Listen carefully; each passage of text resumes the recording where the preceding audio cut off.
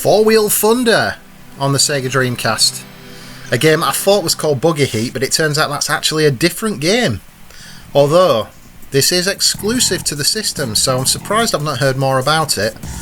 It's one I'm not aware of.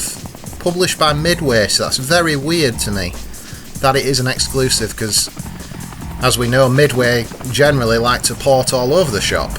So that's an interesting little side note to the game.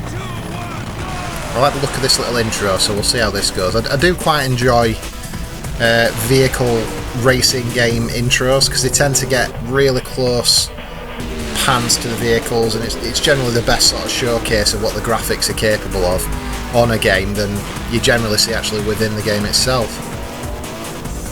So you can tell what type of game it is, I'm guessing, realistically by what we're seeing here. And there we go, a boost. So I'm assuming it's going to be your standard arcade feel racing game with boosts and drifting and tight overtaking and that really, I don't know how to describe it, snappy arcade handling, which I've always loved. And some of my favourites in this genre would be the likes of Hydro Thunder on the Dreamcast, which was a boat racing game. Doesn't sound great, but it was absolutely crazy. And also San Francisco Rush, I think it was 2049 the year on it. It was a futuristic arcade racing game also on the Dreamcast, which had this crazy stunt mode. I'm looking forward to getting around to that. I liked that though, cool little intro. Four-Wheel Thunder. Yeah. Four-Wheel Thunder! And that was brilliant. Very reminiscent of 18-wheeler there. Four-Wheel Thunder! I enjoyed that enormously. Always get marks for that, was crazy commentating. So we'll see what this is like. I'm excited for it, I have to say. It's nice to find a game I've not experienced on the Dreamcast which is exclusive to it. We'll go championship mode. SDG. There we go. Oops. Okay, there we go.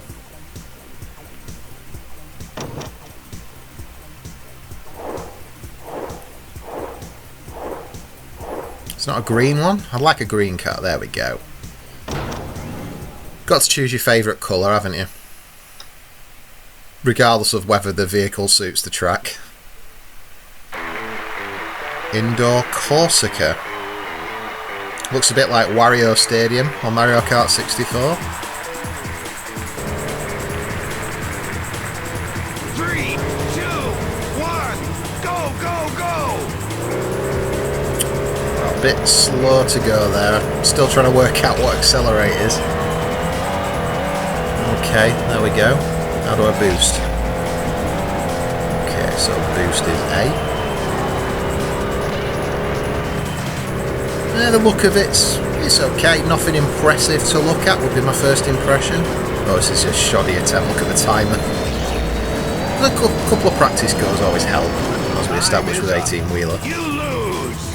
Yeah, looks wise it's a little bit basic compared to what we saw with 18-wheeler. You're seeing a far more sort of rudimentary looking game here.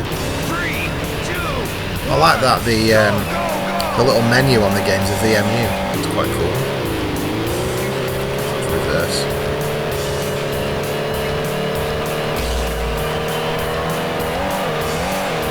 And the handling is exactly what I was hoping for in this type of game, I must say. So anyone who's played any kind of arcade racing game knows exactly what I mean when I say it's got that feel to it, you know, where it's almost instantaneous turning. Although I'm talking it up and I am failing, but like I say, I needed to get a handle on the controls. So I give myself a little bit of a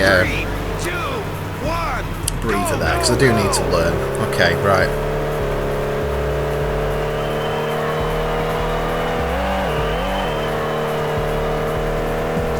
So far so good though. I like the feel.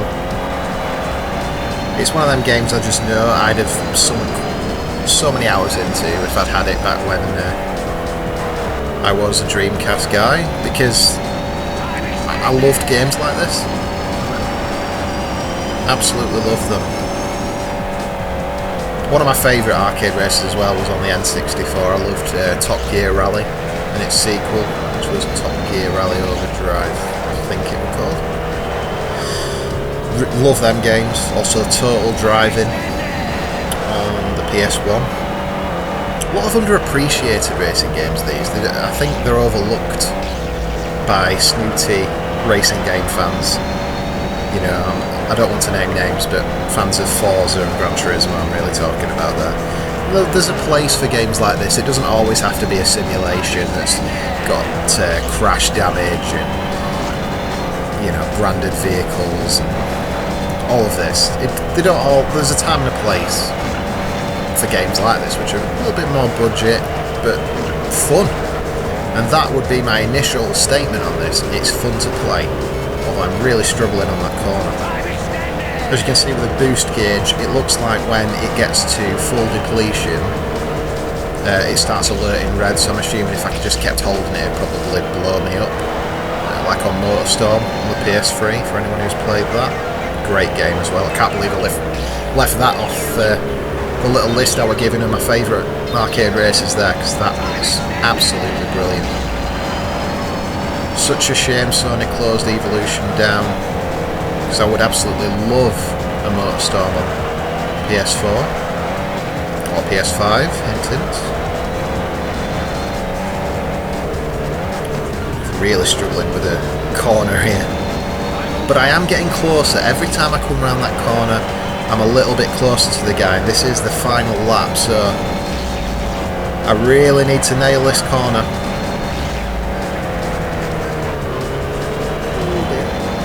Oh no, he's ahead. Here we go.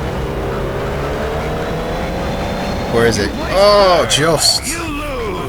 Well, I mean, third. I mean, it's not great, but I'll take it.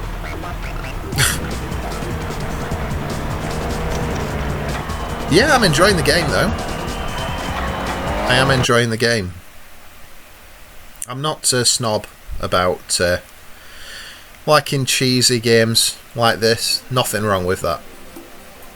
I would have more fun with Four Wheel Thunder, I would suggest, than I would with Gran Turismo.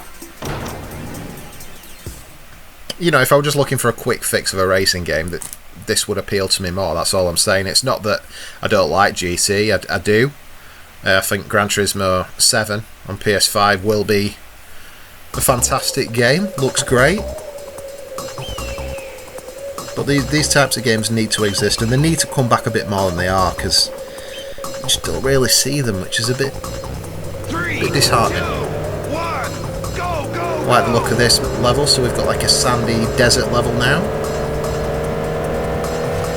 I'm assuming, but I might be giving the game a little bit too much credit, that the vehicles probably have different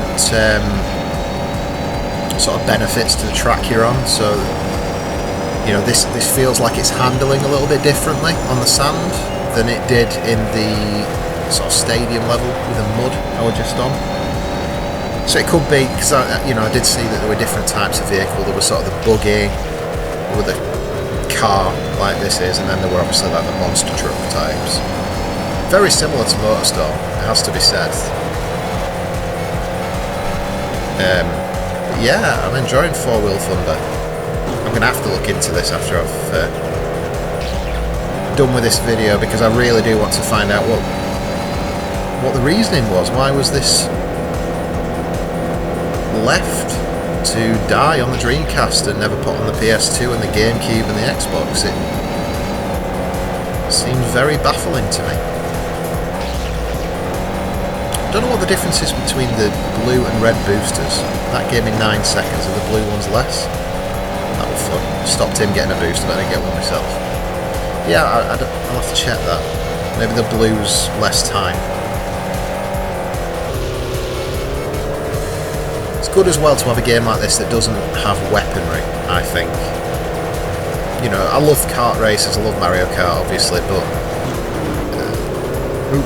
I do enjoy just an absolute race, which is what this is. Nothing wrong with a boost, but I think sometimes apart from like the real best in class, which for me would be Wipeout. Shout out to anyone who has beaten Zico's score on PS3. If you know, you know.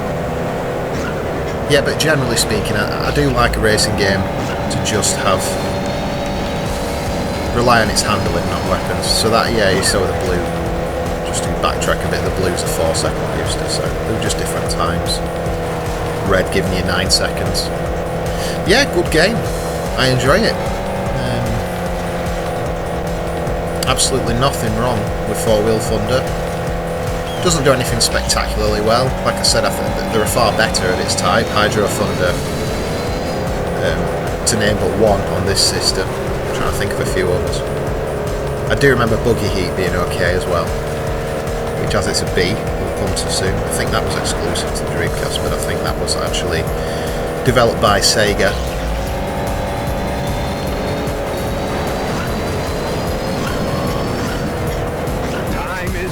Oh, so near yet so far. Yeah, so Four Wheel Thunder on the Sega Dreamcast. Good fun, solid arcade racing game. Exclusive to the system. Check it out. It's not bad at all.